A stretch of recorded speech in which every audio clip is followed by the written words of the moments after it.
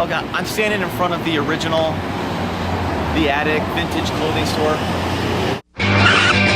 Leisure suits, go-go boots, feathered hat, fat cat, hippie chick, patchwork skirt, disco diva, Gucci shirt, shark skin slacks, gunny sacks, patent leather, boa feathers, hip hugger, toe tuggers, brown shoe, ribbon blue, golden mane, lingerie, saddle shoes. At the Attic Vintage Clothing Store in Las Vegas, the only thing that's out of style. It's temporarily closed right now because of a huge electrical explosion next door. Nevada Energy's location rocked the whole area, doing damage to stores across the street. Everything is boarded up around here, down about 100 yards or so.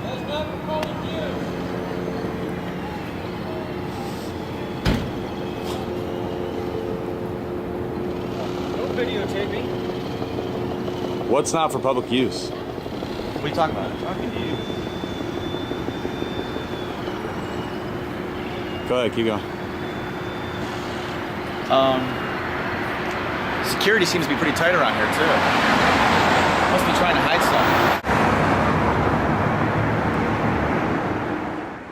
something. This gray-looking structure was, and I believe still is, a Nevada Energy electrical substation. It exploded on July 11, 2010, causing extensive damage to nearby small businesses on Main Street in Las Vegas.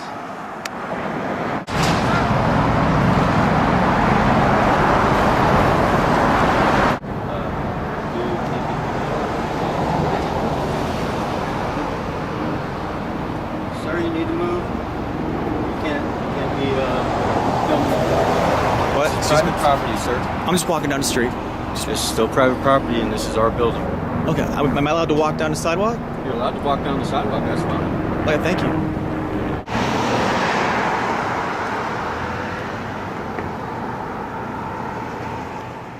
Opportunity Village thrift store caught fire just hours after the explosion.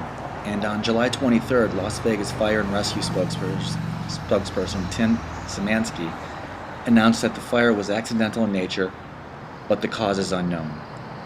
These boarded up small businesses were directly damaged by the blast from across the street.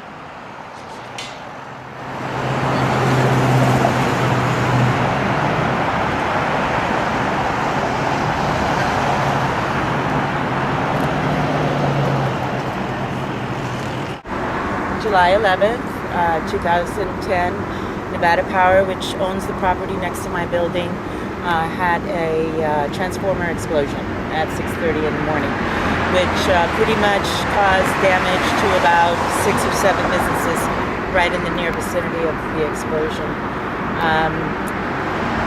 Up to today is November 16th, and up to today, if you look around, everything still looks the same as it basically did the day after the explosion. Nevada Power has never come out to say, hey guys, sorry, how can we help to put you back together again, or anything like that. We've just been left to ourselves to fend for ourselves.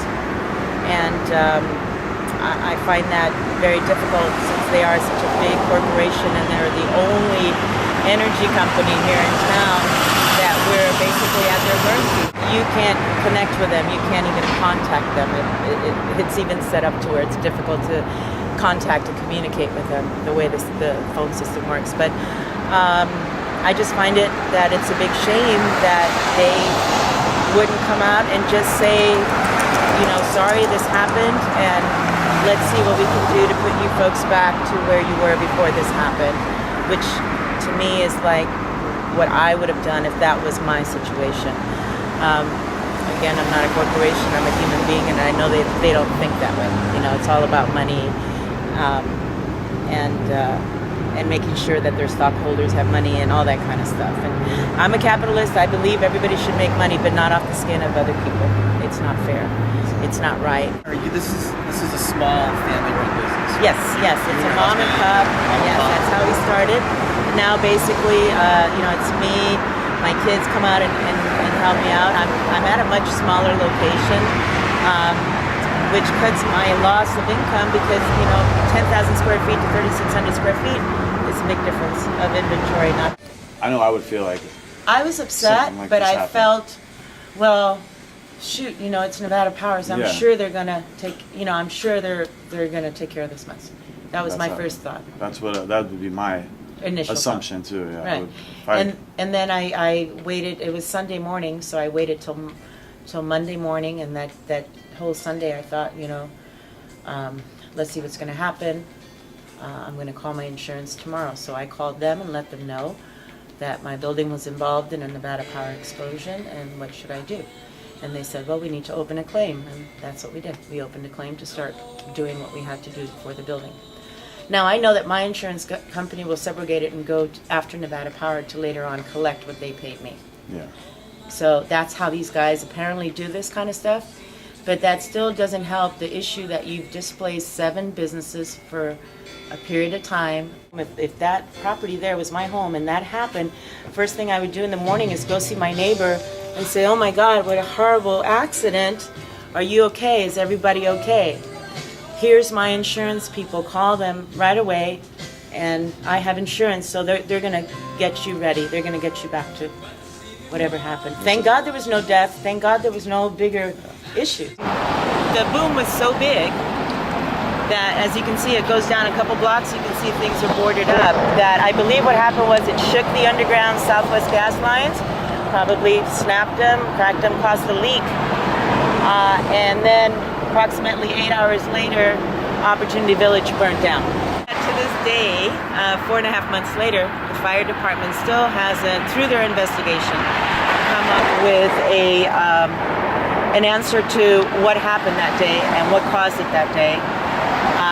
It almost kind of seems like they don't want to give an answer either. I would think that the fire department, they're able to forensic everything and figure stuff out. Why is this so difficult to figure out? Have they stopped the investigation? Yes, they told me that the city is out of money and that they won't be furthering the investigation. The investigation now is in the hands of Nevada Power. What was the last thing that they told me? Does the fire department care more about Wall Street than Main Street? Even a local fire department? I mean, that would be ridiculous if that's the case. So what's going on today? Right? This is about 4 months after the explosion. 4.5 months after the explosion, and you have engineers here who can determine if this is a total demolition or it can be fixed. Or if it's a repair.